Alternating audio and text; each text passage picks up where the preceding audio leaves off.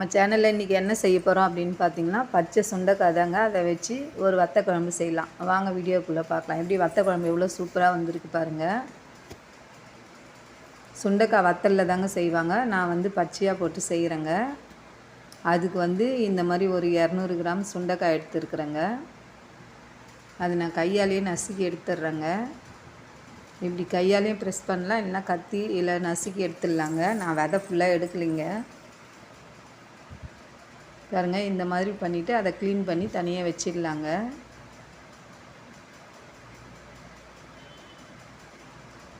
இப்போ மொத்தமாக அப்படியே கழுவிடலாங்க.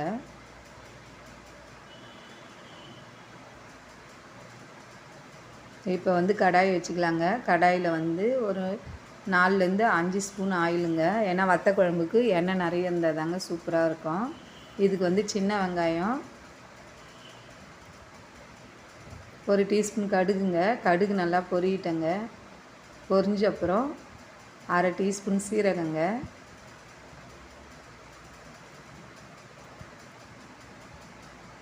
பாருங்கள், கடுகு பொரிஞ்சிடுச்சு. இப்போ சீரகத்தை சேர்த்துக்கலாங்க. சீரகம் பொரியுது பாருங்கள். கொஞ்சமாக வெந்தயம் சேர்த்துக்கலாங்க. இது நல்லா பொரிஞ்சு வரட்டுங்க. 2 வரமிளகாய் சேர்த்துக்கலாங்க. இப்போ சின்ன வெங்காயம் சேர்க்குறேன் பாருங்கள். நான் நிறைய போட்டோம்னா அந்த வத்த குழம்பு நல்லா இருக்குங்க. இது பெரிய சைஸ் வெங்காயம் கட் பண்ணி வச்சுதுங்க. ஒரு கொத்து கறிவேப்பிலை போட்டுக்கலாங்க.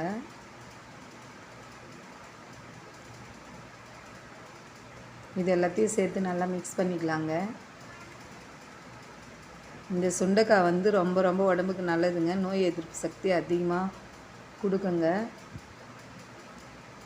பூண்டு பாருங்கள், 10லேருந்து 15 பல்லு சேர்த்துக்கலாங்க. நிறைய வேணும்னாலும் சேர்த்துக்கலாங்க.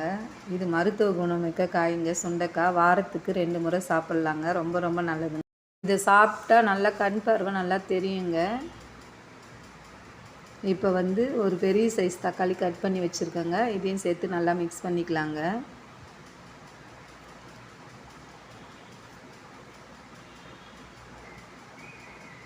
இப்போ சேர்க்கலாங்க. நல்லா மிக்ஸ் பண்ணிடலாம். இதுக்கு மட்டும் தேவையான அளவு உப்பு போட்டுக்கலாங்க. மொத்தமாக இப்போவே உப்பு போடக்கூடாதுங்க. கொஞ்சமாக போட்டுக்கலாங்க. இது வதங்கிறதுக்கு மட்டும்.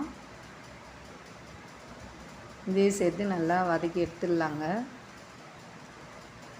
பாருங்கள், தக்காளி, வெங்காயம், கடுகு, சீரகம், வெந்தயம், பூண்டு, கறிவேப்பிலை, வரமிளகாய் இது எல்லாத்தையும் சேர்த்து நல்லா வதக்கி எடுத்துடலாங்க. நல்லா வதங்கி சுருண்டு வருது பாருங்கள். இப்போ நம்ம க்ளீன் பண்ணி வச்சுருக்கிற சுண்டைக்காயை இதில் சேர்த்துக்கலாங்க.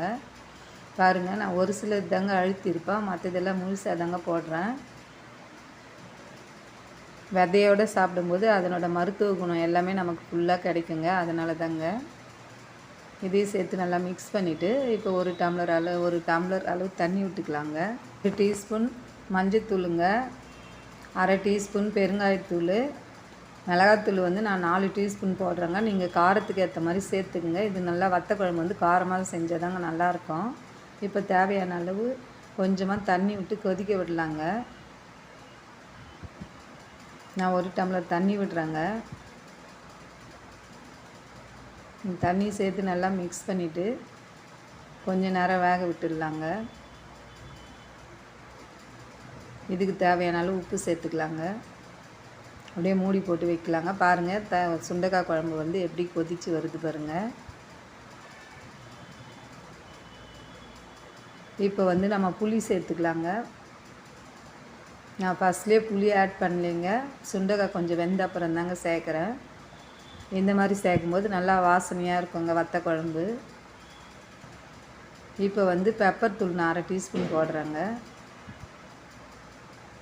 பாருங்கள், பச்சை சுண்டைக்காய் வத்த குழம்பு ரெடி ஆயிடுச்சுங்க. இதனோட அளவு எல்லாம் என்னோடய டிஸ்கிரிப்ஷன் பாக்ஸில் கொடுக்குறேங்க. நீங்கள் தேவைன்னா பார்த்துக்குங்க. இந்த வீடியோ உங்களுக்கு பிடிச்சிருந்ததுன்னா லைக் பண்ணுங்கள், ஷேர் பண்ணுங்கள், கமெண்ட்ஸ் பண்ணுங்கள்.